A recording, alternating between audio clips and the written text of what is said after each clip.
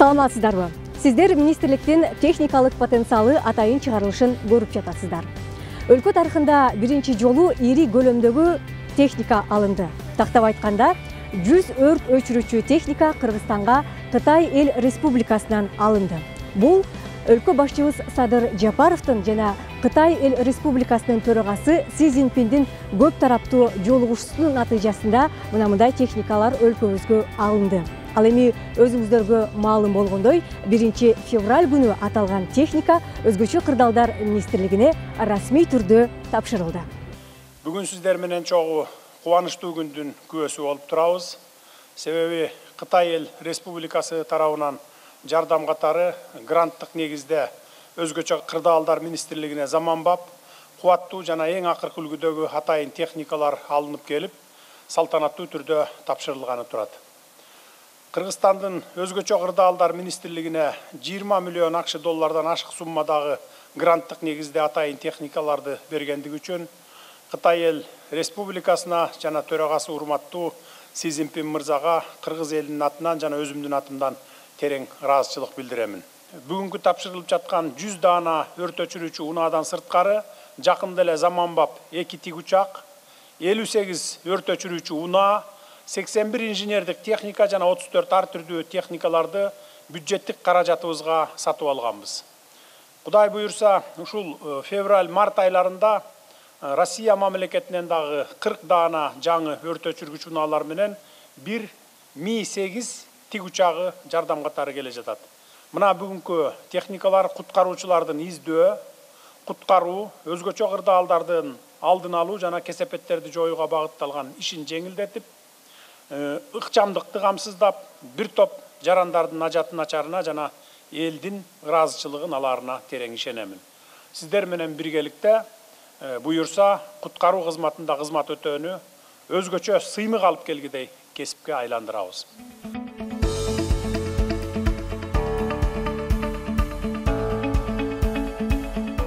Кытай Эл Республикасынан жардам иретинде келген 100 өрт өчүрүүчү техника, анын техникалык мүмкүнчүлүгү канчалык жогору, бул жалпыңыздар үчүн кызык болуш керек.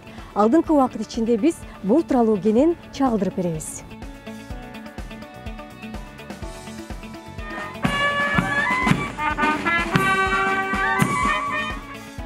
Мынау сиздер көрүп турган өрт өчүрүүчү техниканын 5 жана 8 тонналык суу бата турчу 2 түрү келген.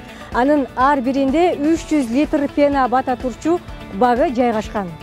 Буга чейин Кыргызстанда өрт өчүрүүчү унаалардын суу багынын сыйымдуулугу эң көбү 6 тоннага чейин жеткен. Эми минтип 8 тоннага чейин суу алып жүрүүчү өрт өчүрүүчү техникалар Кыргызстанга биринчи жолу келгенин белгилеп кетебиз.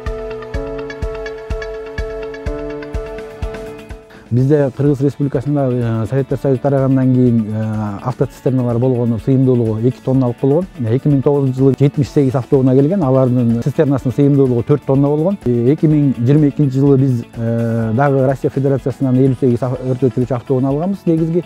Алардын цистернасынын сыйымдуулугу 6 тонна болгон. Ал эми тарыхыбызга терең кайрылсак, Кыргыз жергесинде алгачкы түзүлгөн өрт өчүрүүчүлөрдө сыйымдуулугу болгону 30 чака суу бата турган бочка орнотулган 2 ат араба болгон экен. Ал кол күчү кыймылга келтирилген суу насосу менен иштетилип, секундасына 2-3 литр сууну чыгарып берген. Ал эми мына кылым убакыт өткөндөн кийин бүгүнкү күндө Кыргызстанга суу басымын секундасына 60 литрге чейин суу чыгарып берүүчү техникалар Кытай Эл Республикасынан келип отурат.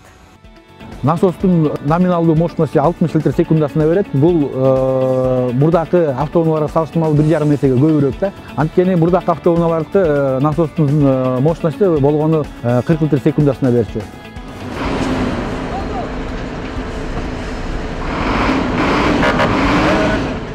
Баары жаңы современный техника деп коюп, современный рукавдар уже баары жаңырган эмелер экен. Ичи да кенен балдарга алганга, иштеткенге да насосу да жакшы жерде турат экен, ошол үчүн иштеткенге аябай жеңилдик берет экен да балдарга.